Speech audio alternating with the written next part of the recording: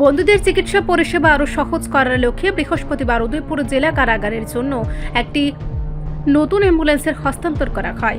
রাজ্যের অর্থমন্ত্রী ও রাধাকিশোর বিধানসভা কেন্দ্রের বিধায়ক প্রণজিৎ সিংহ রায়ের হাত ধরে বিধায়ক এলাকা উন্নয়ন তহবিল থেকে মোট 9,46,358 টাকা ব্যয়ে এই অ্যাম্বুলেন্স প্রদান করেছেন। এদিন এক অনুষ্ঠানে আনুষ্ঠানিকভাবে অর্থমন্ত্রী নিজ হাতে চাবি তুলে দেন জেলা কারাগার কর্তৃপক্ষের হাতে। উপস্থিত ছিলেন গোমতী জেলা পরিষদের সভাধিপতি দেবলদেব রায়, জেলা শাসক রিঙ্কু লাথির, এসডিএম ত্রিদীপ সরকার সহ প্রশাসনের বিভিন্ন পদস্থ কর্মকর্তারা। অর্থমন্ত্রী প্রণজিৎ সিংহ রায় জানান, সরকার মানুষের সার্বিক উন্নয়নে কাজ করছে।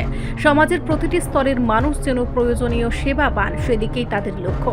তার মতে, বন্দীরা অপরাধ করলেও তারা মানুষ, তাদের মৌলিক অধিকার ও স্বাস্থ্যসেবা নিশ্চিত করা সরকারের দায়িত্ব।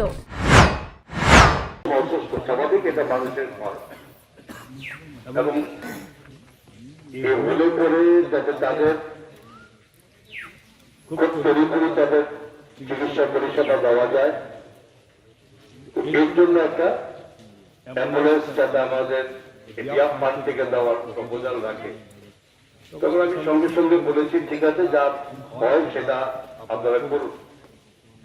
তারিখ বিনিময়ে 9,46,358 টাকার বিনিময়ে এই অ্যাম্বুলেন্সটা এখানকার সকলের যাদের হঠাৎ তাদের প্রয়োজনীয় স্বাস্থ্য পরিষেবা প্রয়োজন পড়ে সেটা ব্যবহার করার জন্য। যাই হোক, আমার এতদিন ধারণা ছিল যেটা অলরেডি ট্রানজিটে চলে গেছে। গতকালই জানতে পারি এটা আবার একটা উদ্বোধন করে দিতে হবে এসডিএম সাহেবের বক্তব্য। এটার জন্য আবার আজকে এটার এই আয়োজন করা এবং সরকার তার বিভিন্ন দিক দিয়ে রাজ্যের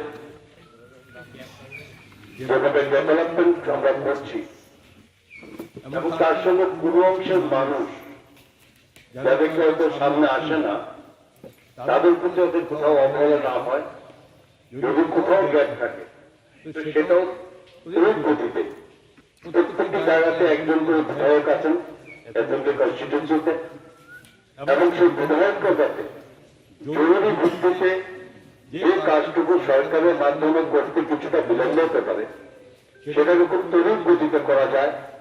তার জন্য আমাদের রাজ্যের মাননীয় মুখ্যমন্ত্রী মহোদয় এই বিধানসভাতে, যেখানে প্রত্যেকটা বৎসর একজন বিধায়ক মাথা পিছু বৎসরে 75 লক্ষ টাকা যাতে এই পারপাসে খরচ করতে পারে সেটা অনুমোদন দিয়েছে।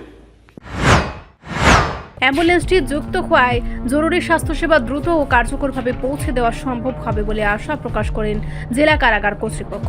কর্মকর্তাদের মতে, নতুন এই অ্যাম্বুলেন্সের মাধ্যমে বন্দীদের হাসপাতালে স্থানান্তর কিংবা চিকিৎসা সংক্রান্ত অন্য যে কোনো জরুরি প্রয়োজন ব্যবস্থা নেওয়া আরও সহজতর হবে।